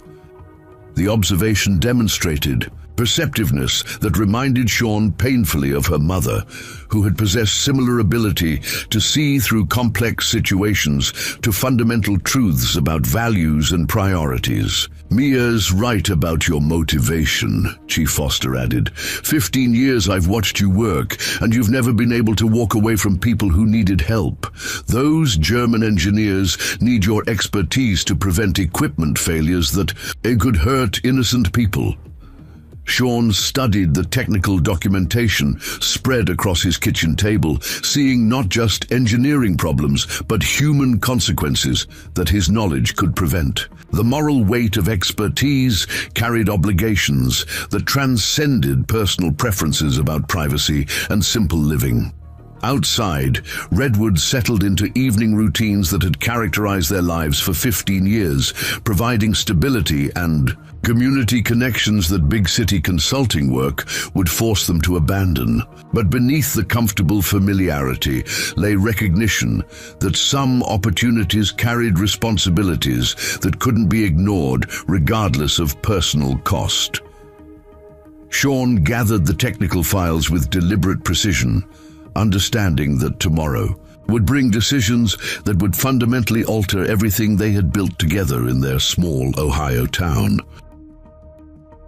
Morning arrived with the kind of clarity that follows difficult decisions made in the quiet hours before dawn. Sean had spent most of the night reviewing technical documentation and weighing obligations that extended far beyond personal preferences, finally reaching conclusions that balanced family needs against moral responsibilities in ways that honored both. At 7:30, he called Harrison Thornton's office to arrange a meeting that would determine the direction of their lives for years to come.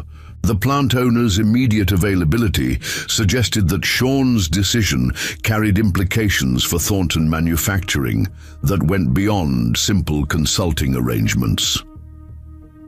Mia appeared in the kitchen as Sean finished his coffee, dressed for school, but clearly hoping to learn about her father's conclusions before beginning another day of managing classmates' questions about yesterday's extraordinary events. "Did you decide about the consulting offer?" she asked directly, settling into the chair across from him with the focused attention she brought to important discussions.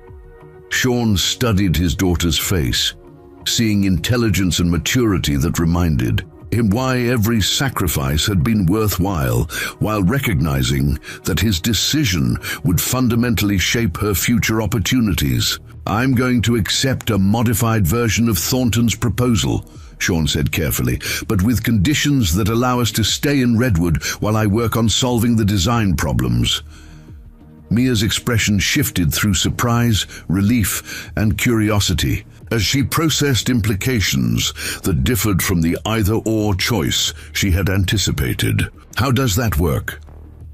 Modern engineering collaboration doesn't require physical relocation, Sean explained. I can review designs, develop solutions, and coordinate with the German team through digital communication while maintaining our life. Here, Thornton gets the expertise he needs. We get the financial security for your education, and our community keeps whatever benefits my presence provides. The solution demonstrated the systematic problem-solving approach that had characterized Sean's entire performance, finding ways to satisfy multiple requirements simultaneously rather than accepting false limitations about available options. Alejandro arrived early for work, entering through the apartment's private entrance with coffee and the morning newspaper that featured a front-page story about yesterday's events at Thornton Manufacturing. "Boss, you made the regional news," Alejandro announced, spreading the paper across the kitchen table. "Listen to this headline. Local mechanic solves engineering problem that stumped European specialists." Sean scanned the article with mixed feelings about public attention that would make maintaining low profiles increasingly difficult, while appreciating that accurate reporting might benefit other working people who faced similar dismissive attitudes from employers. "Article's pretty fair," Sean observed. "Focuses on the technical achievement rather than sensationalizing the class conflict aspects." "Giuseppe's already got 3 copies framed for the diner," Alejandro added with obvious pride. "Says it's the best advertising the working community has gotten in decades."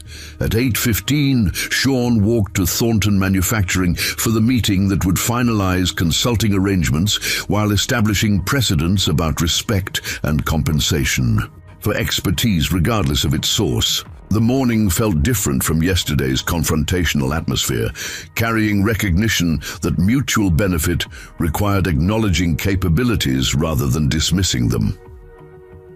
Harrison Thornton met him in the executive conference room, accompanied by Dr. Rossi and Klaus Weber, who had remained overnight to coordinate with German headquarters about the scope of required design revisions. "Mr. Riley," Thornton began formally, "I trust you've had time to consider our proposal and the technical challenges we've discussed."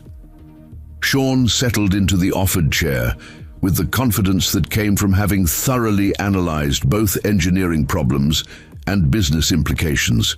"I'm prepared to accept consulting responsibilities for correcting the design flaws, but with specific conditions about work arrangements and compensation structure." Dr. Rossi leaned forward with obvious interest in Sean's terms, recognizing that his expertise was essential to preventing equipment failures that could affect millions of people worldwide. "What conditions?" Thornton asked, his tone suggesting willingness to accommodate reasonable requirements rather than imposing arbitrary limitations. Sean produced a handwritten outline that organized his requirements according to priorities that reflected family values, professional standards, and community obligations. "First, I work from Redwood with periodic travel to Germany for hands-on collaboration," Sean began. "My daughter's education and our community connections take precedence over corporate convenience." Klaus Weber nodded approvingly, understanding that effective engineering required stable working conditions rather than constant disruption. "Remote collaboration is standard practice for international projects. We have excellent digital communication systems." Second, compensation includes immediate establishment of an educational fund for Mia's college expenses, with additional provisions for other local students who demonstrate engineering aptitude, Sean continued. The requirement reflected values about community investment that extended beyond personal advancement, ensuring that Sean's success would benefit other young people facing similar economic barriers to higher education. Third, I maintain ownership of my auto repair business and continue serving local customers, Sean added. The consulting work supplements rather than replaces my existing commitments to this community. Thornton considered the terms with growing appreciation for their reasonableness, recognizing that Sean's requirements addressed legitimate needs rather than attempting to exploit his negotiating position. Those conditions are acceptable, Thornton agreed. The technical problems you've identified require immediate attention, regardless of work arrangements. Dr. Rossi consulted preliminary reports that Klaus Weber had prepared for transmission to German headquarters. Mr. Riley, our analysis confirms that your bearing stress calculations are correct. We need comprehensive design revisions for the entire engine family. Sean accepted the technical documentation that would guide months of detailed engineering work, understanding that his involvement would prevent equipment failures while advancing knowledge that benefited everyone who depended on reliable mechanical systems. The fundamental design principles are sound, Sean explained. We need to modify combustion chamber geometry and revise bearing specifications to handle the actual stress patterns rather than theoretical calculations. Klaus Weber activated his laptop to display preliminary revision concepts that incorporated Sean's recommendations about harmonic resonance and bearing stress distribution. We've begun implementing your exhaust modifications across all engine variants. Initial testing shows dramatic improvement in performance stability. The rapid adoption of Sean's solutions demonstrated professional recognition that transcended national boundaries or educational credentials, validating his belief that expertise should be measured by results rather than social status. Outside the conference room, word was spreading through Thornton Manufacturing that the local mechanic who had solved their engineering crisis was being hired as a senior consulting engineer. The news carried implications about respect and opportunity that would influence workplace relationships for years to come. At Redwood High School, Mia sat through morning classes while processing the knowledge that her father's success had secured her educational future without requiring them to abandon the community that had supported their family through difficult times. During lunch period, she called her father from the school office to confirm that their modified life plan would indeed allow her to finish high school in Redwood while preparing for engineering studies that his consulting income would make possible. "Dad, are you sure this arrangement will work?" Mia asked. "It sounds almost too good to be true." "It works because everyone benefits," Sean replied from his auto shop, where he was maintaining normal operations while beginning his new responsibilities. "Thornton gets the expertise he needs. The German company prevents equipment failures. We get financial security, and our community sees that local talent deserves respect and opportunity." The solution embodied principles about mutual benefit and shared success that challenged traditional assumptions about zero-sum competition between different social classes. Giuseppe's Diner had become an unofficial celebration headquarters, where townspeople gathered to discuss implications of Sean's achievement that extended beyond individual success to broader questions about recognizing capabilities in unexpected places. Ruby McKenna held court at her usual corner booth, no longer worried about Sean's recklessness, but proud of his vindication of working-class intelligence and determination. "Always knew that boy had more sense than people gave him credit for," Ruby declared to anyone willing to listen. "Took some fancy foreign engineers to prove what we should have recognized years ago." Pastor Charles Bell moved between tables, observing with satisfaction how Sean's success had strengthened community bonds while challenging prejudices that had divided people based on economic circumstances rather than character and capability. This is what happens when we judge people by their actions rather than their bank accounts, Pastor Bell told Frank Morrison, the barber who had been among Sean's earliest supporters. By late afternoon, Sean had completed his first formal engineering. Report as a consultant for Thornton Manufacturing, documenting design modifications that would prevent bearing failures while improving overall engine efficiency. The work felt familiar despite 15 years away from formal engineering practice, confirming that expertise, like integrity, didn't diminish with time. Alejandro had spent the day managing increased traffic at the auto shop, as customers and curiosity seekers arrived to congratulate Sean while hoping to witness whatever magic had impressed European specialists. "Boss, we had more people through here today than in the last 3 months combined," Alejandro reported as evening approached. "Everyone wants to shake hands with the guy who showed up Harrison Thornton." Sean smiled while organizing tools that would serve double duty for both automotive repair and international engineering consultation. "Alex, success has been a team effort.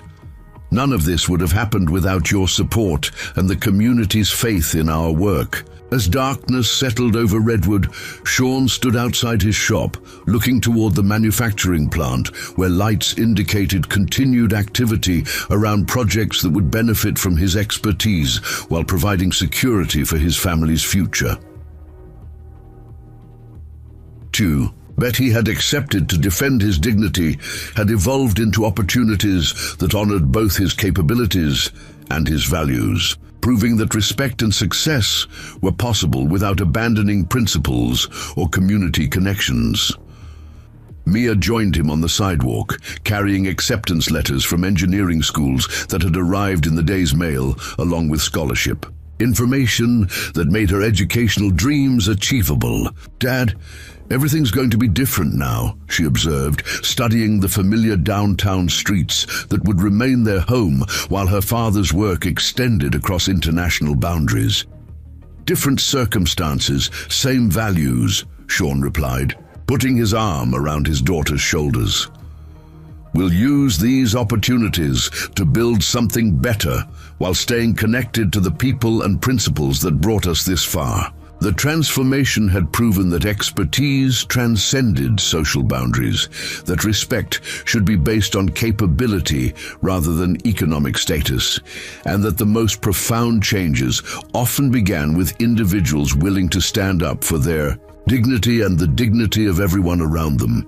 Tomorrow would bring new challenges and responsibilities, but tonight, Redwood celebrated the vindication of values that had sustained their community through difficult times while opening doors to futures that seemed impossible just days earlier.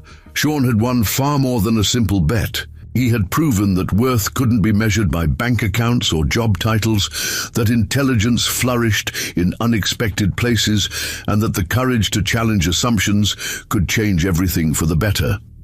The story would be told for years to come, inspiring other working people to recognize their own capabilities while demanding the respect that expertise, wherever it originated, rightfully deserved. The end.